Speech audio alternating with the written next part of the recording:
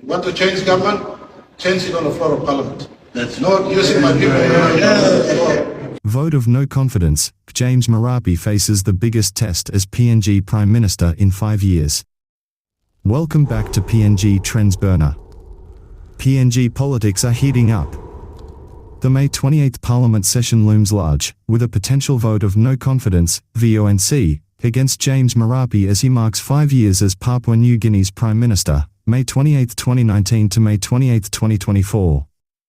This video dives deep into the explosive February VoNC attempts, dissects the developments in VoNC as an issue of national importance, and gives insights to the upcoming May session.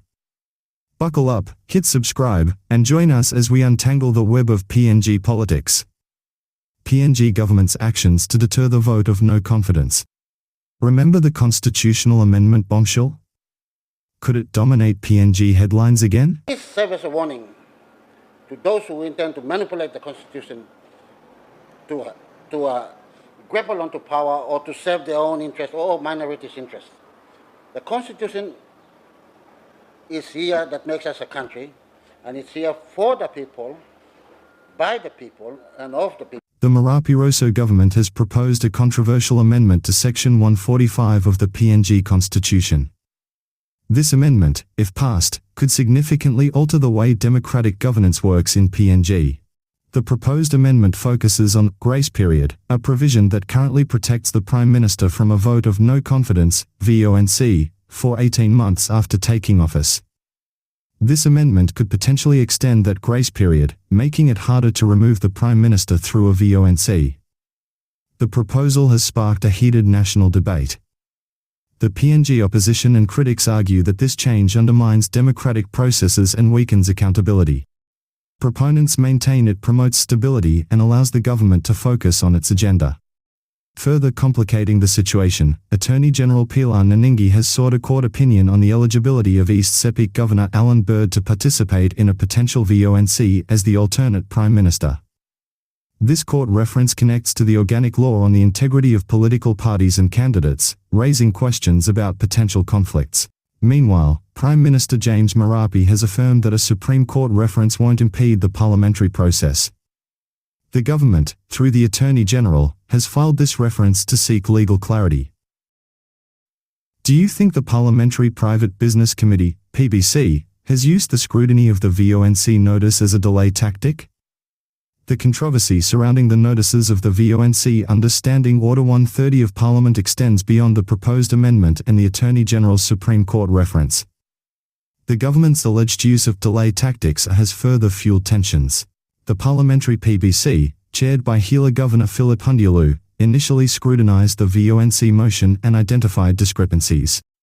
These discrepancies included a mismatch in the designated alternate Prime Minister, Alan Bird's title, and the signature of the Milne Bay Governor, Gordon Wesley, who now sided with the government. These issues have been addressed in the third notice paper on the motion of a VoNC in the May-June Parliament sitting. The committee's composition, including Southern Highlands Governor William Powie, Manu's Governor Charlie Benjamin, Western Governor Tabhoi Awi Yodo, and Gulf Governor Chris Hiveta, reflects the dominant government bench, without any representation from the PNG opposition. In hindsight, the scrutiny of the motion is a compliance measure to ensure the notice meets the Standing Order 130 of Parliament and Section 145 of the Constitution. It is clear-cut. There should not be any room for errors. However, the acting Speaker's decision to deliberate on the second motion, rather than the amended VoNC motion during the last Parliament session raised concerns. Many view this as a deliberate strategy to stall the VoNC process and further delay it. Beyond the political rhetoric of political survival versus political changes, is the business community in PNG happy with James Marape's government? Is the economy looking good? Are people happy? While the political drama unfolds with the VoNC and the constitutional amendment, a critical factor cannot be ignored: the state of the PNG economy. Business confidence has reportedly taken a significant hit after the January 10 Black Wednesday Riot. Forex issues are worsening, businesses are operating out of losses. This can have a ripple effect, impacting investment and economic growth. Adding to the pressure, PNG faces pressing socioeconomic challenges. These issues, such as unemployment and poverty, demand immediate attention. The economic climate could significantly influence the upcoming parliamentary session. So, what is the road to May 28 like? Will the VoNC process remain hurdles-free? While the economic situation hangs in the balance, the fate of the VoNC remains front and center. Let's zoom into the process and remaining challenges to put this in perspective.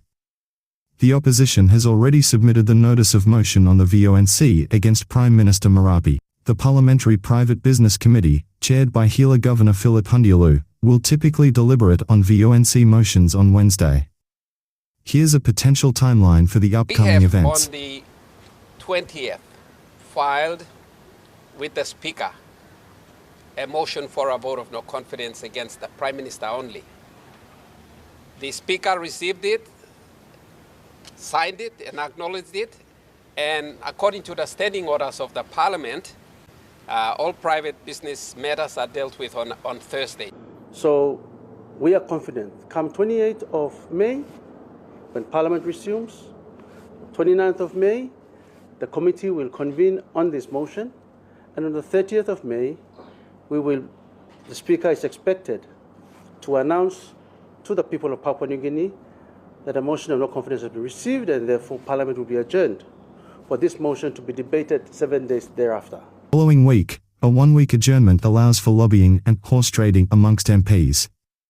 But wait, how does the actual vote take place? After the adjournment, Parliament reconvenes, likely on Thursday, June 7th. The first move will be to call for a discernment and a vote. The Parliament Speaker has to entertain the vote. This critical moment will see nominations for Prime Minister and the subsequent vote. The candidate securing an absolute majority, more than half of the present and voting MPs, will become the new Prime Minister. If the VoNC is unsuccessful, James Marape will remain the Prime Minister. There is highly likely that his government will bulldoze the amendment to Section 145 and rule for another 18 months, unchallenged. And, do you know what that means? It simply means that the next VoNC will be in February 2026. Also bear in mind that there won't be a VoNC a year before the national general elections. So, you can imagine what can happen if the VoNC in May-June Parliament sitting is unsuccessful. This VoNC, with its checks and balances, is vital for a healthy democracy. Ideally, all free-thinking MPs should make their decisions on the floor of Parliament, free from undue delays, political manipulation, or coercion. Mark your calendars. May 28th looms large in PNG politics. It's the day Parliament reconvenes, with a potential vote of no confidence, VoNC, against Prime Minister James Marape hanging in the balance in the ensuing days. Let's rewind to February 2024. The opposition initially filed 3 VoNC motions. While the Parliamentary Private Business Committee, PBC, under Chairman Philip Undialu found discrepancies in 2, a third motion remains active. The validity of signatures and the timeliness of the PBC's decision are crucial.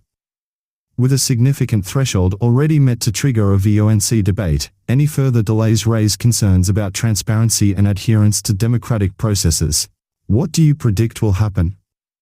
Share your thoughts in the comments below. Don't forget to like, subscribe, and hit the notification bell to stay updated on the latest developments in PNG politics.